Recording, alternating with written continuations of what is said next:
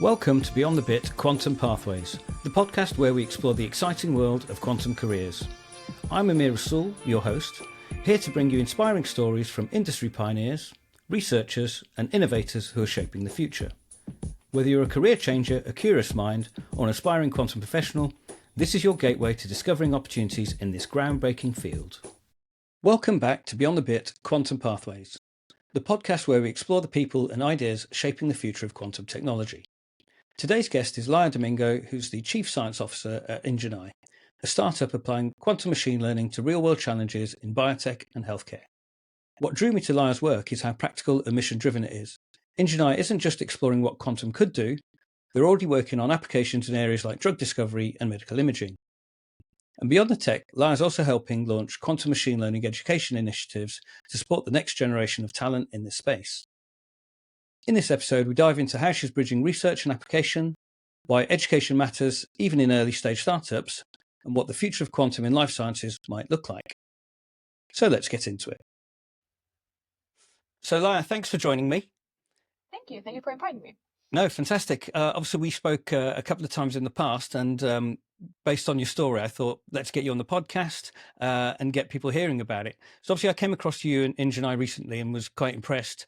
What really stood out was, and this is why I wanted to have this conversation, is that alongside the technical work you're doing in quantum machine learning, you're also helping launch Ingenii's education courses. So basically, I wanted to learn more and create a space for other people to hear about it. Especially because it fits so well with what we're trying to do with quantum pathways, sort of basically making this space more accessible. So let's begin, I suppose. Let's start with your journey. What drew you into quantum, especially coming from a background in maths and physics? Yeah, so I got my double bachelor degree in math and physics, and then I started working as a data scientist, and I kind of felt like I missed doing something in physics. Like I felt like I was choosing between math and physics, and I really never wanted to choose one or the other. And at that time, I was looking at PhD options, and quantum machine learning was starting to become something more than just like a theoretical theory.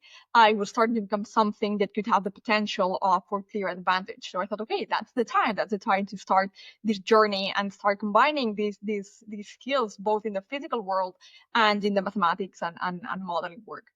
So yeah, I enrolled this quantum machine learning PhD, and then I started working with different small companies because I always was focused on the impact that my technical skills could bring to the table. So I started working with smaller companies in different areas just to understand where these algorithms could provide some impact. And eventually I discovered Ingenii. It was like a very, very young company. They were just founded and they were like finding their place in the world. And I really aligned with their mission and their values. So I started just doing like a research internship during the summer, and eventually I became the chief science officer, and the rest is history. Excellent. So yeah, obviously you're Chief Science Officer. For those who may not be familiar, what is Ingenii's mission and what kind of challenges is the company tackling? Yeah, so our mission is to enable data scientists who work in life science projects with quantum computing skills so that they can apply those skills to their areas of expertise. So we believe that innovation is going to really drive forward if we allow those scientists to use those skills instead of having physicists, quantum physicists go to different industries and solve the problem for them. Okay. So we Yeah. provide enablement services. What does that mean? Yeah. We provide, go ahead. No, what does that mean? Yeah, good question.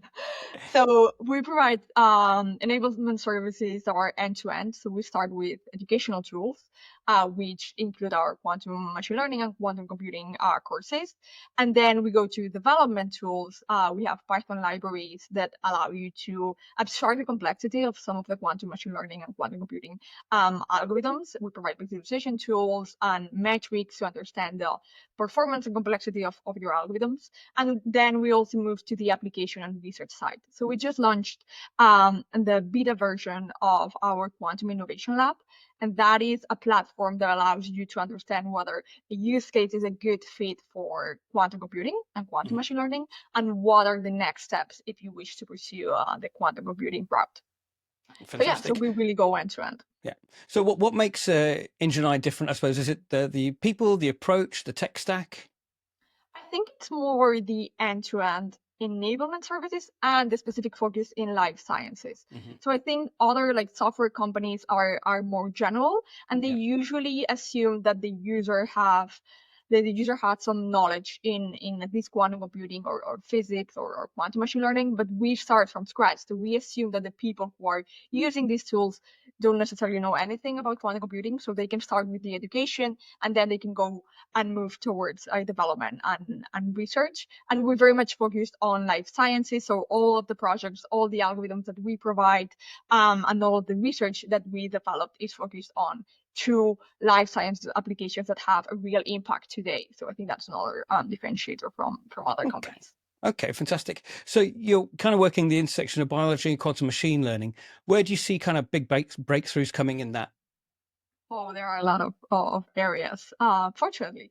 Yeah. So I think the whole like drug discovery process is a big one. So from just like target discovery, like discovering new molecules that could serve as drugs, as compounds, and then the whole like target validation, like for example, molecular dynamics is a big area that's like a huge classical bottleneck, and it's used in many different simulations. And now we're starting to see some algorithms that are tackling that. And then beyond just the discovery and the validation, we go to clinical trials, and there's like a lot of optimization that could be done in that space as well. Okay, so we'll come on to the education courses shortly. But as CSO, what does that entail? So I supervise and leader all the development of the technical products that we provide. So all the courses, all the libraries and the innovation lab and some AI tools that we're building. But apart from that, I also work very closely with the leadership team. Because being CISO is not only about your technical skills, but it's also about the future of the company. So, for example, we've conducted a lot of market product fit interviews because the users of our products don't have the same background as I do, right? So I don't always know exactly what the barriers for adoption or what their bottlenecks are. So for that reason, we also conduct a lot of interviews and analyze the market, and I analyze the user's needs. And that's also like a big part of making decisions as an executive at the company. Okay, fantastic. So for those who are technically curious, how is sort of quantum machine learning helping to overcome problems? I know you've mentioned stuff like data noise in biological data sets, dimensionality, etc. Yeah, so there are a lot of problems. So for example, in dimensionality reduction, so imagine that you have a data set with like genetic biomarkers that you want to identify the ones that are more relevant for a specific treatment. Mhm. um you might find yourself with having millions and millions of possible features, and quantum computing can allow you to rapidly search among different possibilities and identify the ones that are more relevant to your treatment.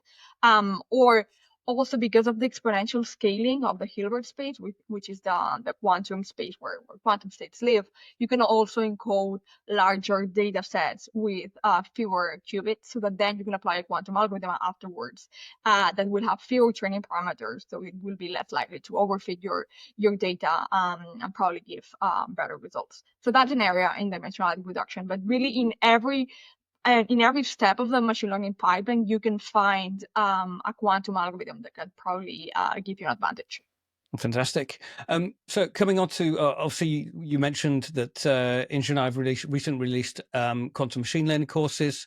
Can you tell us a little bit more about that, and why did education become such an important part of Ingenii?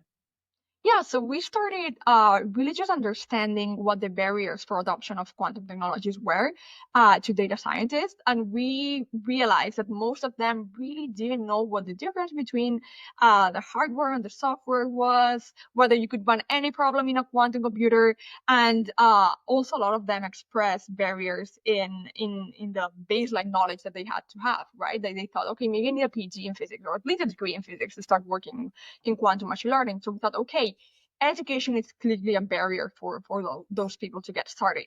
So then we designed these courses that well, we just released one on Udemy that's called Quantum Machine Learning by Doing. And the philosophy here is that we're going to give you the tools to develop your own quantum machine learning algorithms. So yeah, we start from the beginning, but we don't really assume that you have any prerequisite knowledge besides just bit of data science and machine learning. And then we go deeper into the applications, like what applications are useful for quantum and how can you use our library and other existing libraries to start developing your own solutions. Fantastic. So how many courses do you have so far? We have 2 on our platform and 1 on Udemy. Right. So that seems like quite a large target audience. Who are you kind of approaching, or who can use it, who should be interested in it, etc.? I mean, really, anyone working with data. It's true that our use cases are focused on life sciences because that's our target audience. But if you're working in a adjacent industry or a different industry, you can still use the algorithms that we provide. But our target user is a data science working with, let's say, life science data, like clinical data or pharma data. And looking to incorporate quantum computing and quantum machine learning as one of their skills. Okay, fantastic. You're also a lecturer on quantum machine learning as well. Yes, I Yeah, teach courses in quantum machine learning. fantastic. I was going to say, how does that teaching shape the perspective on this field, and how does that help with your mission for Ingenii? Well, I teach to an engineering course, so the students aren't exactly like they aren't physicists. So it really helps me like gain perspective of what a person who's not learned the same that I have needs to understand quantum physics and what they value and what they need to proceed. So it's really giving me like a real experience on how I should design my online courses to also like meet these needs. Fantastic. So what's the kind of plan for Ingenii over the next 3 to 5 years? So we're currently in this noise intermediate scale quantum era, which means that the quantum computers that are available right now are still susceptible to noise, so they're not using their full power yet. Yeah. And in the next 5 years, we expect to enter or start entering the fault tolerant era, which means that the quantum computers are expected to be more resistant to this noise, and this will unlock like a larger range of applications. So in the next 5 years, we expect to position ourselves as leaders in the space, because I think that something similar to what's happened to AI is going to happen. So machine learning has existed way before 2022, way before ChatGPT even existed. But it wasn't until a big tool like ChatGPT appeared that everyone started realizing that they needed AI in their lives, right? Yeah. So I think that something very similar is going to happen with quantum, and we want to be there when this happens. So we're going to use these years to really position ourselves as experts in the field and providing all the tools necessary so that when the adoption becomes massive and everyone wants to use quantum computing in life sciences, we are the person to and the group to go. And is the focus purely going to be on life sciences for the time being? Yes, definitely. That's our mission. That's what really motivates us and gets us ready for the day. Fantastic. I was going to say, so you've worked on quantum approaches to drug discovery, medical imaging, and oncology. So is that the kind of the drive behind it all? Yes. So really, we want to impact people's lives. So we want to make kind of the world better in a way. So yeah, we believe like life sciences and clinical studies is the way to go. Fantastic. I was going to say, so how do you think Ingenii can help close the talent gap in quantum biotech? Yeah, the talent gap is a big problem, and actually there was a study by McKinsey that predicted that by early as this year there would be like a huge talent gap in quantum technologies.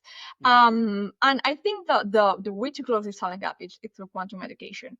So we aim to empower quantum adjacent fields like biotech or data science or bioinformaticians with the quantum computing skills so that they can start adopting this technology and really driving innovation forward in their areas of expertise. So I think that's where we view the massive adoption of these quantum technologies, by empowering these scientists that otherwise wouldn't have access to this kind of technology. Sure, fantastic. And that's what kind of interested me. I saw Ingenii, I was like, okay, well, I'm doing this podcast to try and make people aware of quantum, because obviously people in quantum know about quantum, but it's kind of focused on hardware or whatever it may be. It's okay, well, similar to you, we've got to preempt what's going to come around the corner. So how do we start telling people what's out there, what's going on, etc.? And that's why I was like, okay, well, let's get Laia onto the podcast. So I suppose, what are the biggest challenges that you're facing right now?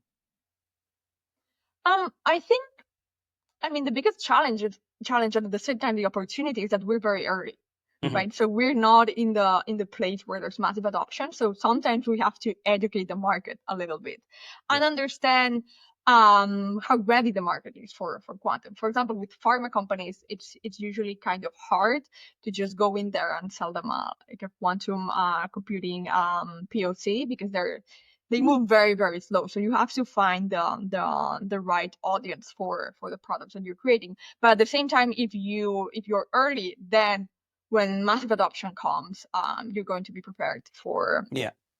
for the Yeah. technology. Fantastic. So for someone maybe who's starting out, because this audience is kind of it's across the board really. Where would you say they should begin? I mean, I would tell them to start by enrolling our course, of course. 100%. But yeah, I would say in general that I like learning by doing. So just like Yeah. learn the fundamentals so that you can get started and then enroll as many projects as you can. Find a project that really motivates you, find something that drives you, and try to understand if quantum can add value and where it can add value.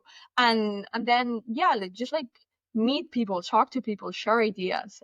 There are also our friends in Nakora who have this amazing platform for quantum hackathons. You can go Hmm. there, look for a hackathon and join one of the teams or just participate and meet the community. So it's really about doing things that motivate you. Yeah, funny. I had Giannis on one of the podcasts earlier, and Oh, his nice. idea is, yeah. So they were basically, so they started with hackathons, and now they want Akora to become the hugging face of quantum, which is bold, but similar to you. You know, they're charting or they're traveling uncharted waters and just trying to preempt what's around the corner. Yeah, that's definitely very interesting. Yeah, fantastic. Um, So how would one go about finding out more about the courses in Ingenii, and how does it operate? How long is a course, etc.? I mean, you can check our website. We have all the information there, not only the courses, but also the quantum library and the innovation lab, so that you can see like how your journey will evolve from just like learning the basics and getting started to doing development, finding use cases and bringing them all the way through. So I would Hmm. say just explore our website, look at our posts, understand the value that the quantum solutions can bring, and just start playing around with our tools. Fantastic. There's one thing I wanted to talk about as well. You're part of the Duality Accelerator as well. We graduated last year. Oh, excellent. So obviously you're quite immersed in this. What do you do when you're not immersed in algorithms and innovation? What makes you? How do you recharge, stay creatively inspired? Oh, I think life is all about balance. So usually when I spend hours in front of the computer just developing algorithms or tools, I just want to break up all of that. And I usually just like go exercise or do like something to completely different. Go hiking with my dog. I do aerial yoga as well. So something like that. And then I'm really passionate about learning just in Mhm. general and about random topics. So I have friends who come from very different backgrounds and have very different perspective. I have a friend who I talk about grammar. I have another friend who I talk about psychology. Another Yeah, friend who I talk about politics. So I really love not being the expert in the room because I yeah, view that as an opportunity to just discover a portion of the world that wouldn't be accessible to me otherwise. yeah. Your brain's a sponge for sure. Yeah, kind of. I'm Yeah, the some kind of of that. people that will ask you 1,000 questions. Yeah, no, Just that's because I brilliant. think it's fun. It's me. I've got sort of 15 podcasts on the go, and it can range from philosophy through to science, etc., etc., and then reading books. I have to, I have to keep challenging my mind. Fantastic, Yeah, etc. exactly. Fantastic. Well, Leah, look, thank you so much for joining me. I know you're pushed for time. What you're building in Genai, both on the tech side and edge side, is really inspiring, and I'm glad that we can share it with others today. Yeah, thank you so much for inviting me. It's a pleasure. Fantastic. Thank you. Bye bye. Thank you. And that's a wrap on today's Quantum Adventure. We hope you enjoyed the show. Please subscribe, share it with a fellow quantum enthusiast, and leave us a review. It helps us reach much more curious minds. If you have any questions or feedback, please reach out at beyondthebit.quantum@gmail.com. Stay tuned for more exciting explorations into the world of quantum careers. You won't want to miss what's coming next. Until then, keep exploring the quantum possibilities.